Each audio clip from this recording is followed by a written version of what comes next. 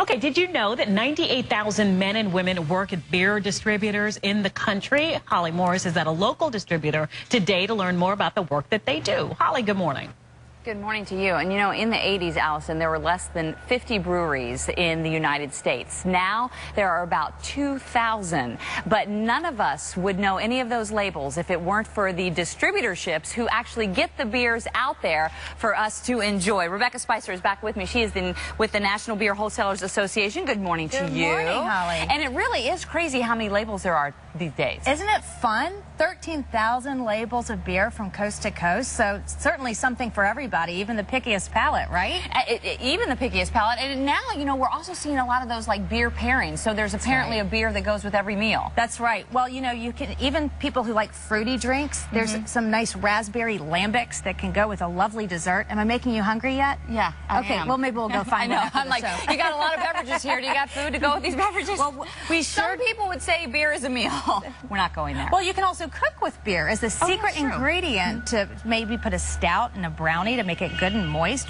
I'm really making you hungry. I can tell now. So here's the deal. Was there all of a sudden this revelation that beer could take on so many different flavors and tastes, or the process of making beer became more scientific for people to figure out? Or less scientific, depending on how you look at it. But yeah, I think there's been a real interest in the wide variety of flavors, and the consumer is really having a lot of fun with it these days.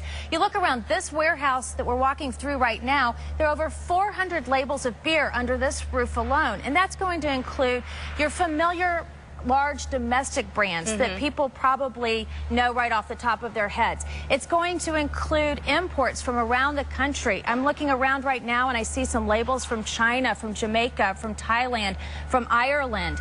A lot of fun from around the world. And then, of course, the real explosion that we've been seeing in the United States is in the craft industry, with growth of all levels. And again, looking around this warehouse, I see something right in front of us from Delaware. I see labels from Massachusetts, from Texas, Vermont, California, New York, Colorado. The list goes on and on. So there's definitely something for everybody in here. So where is all of this beer going?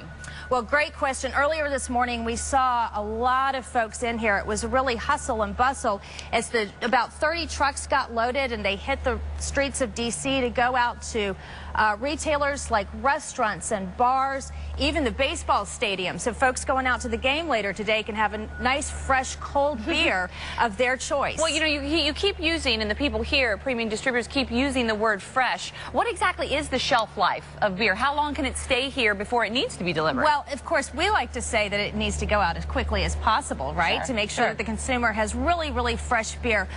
We like to rotate it off after a few weeks to make sure that everybody has just the freshest selection. But it's also why everything needs to be kept at a certain temperature. I know you're going into the keg room later today, too. That's 38 degrees to make sure that it stays very fresh. But you're right, beer is a perishable product.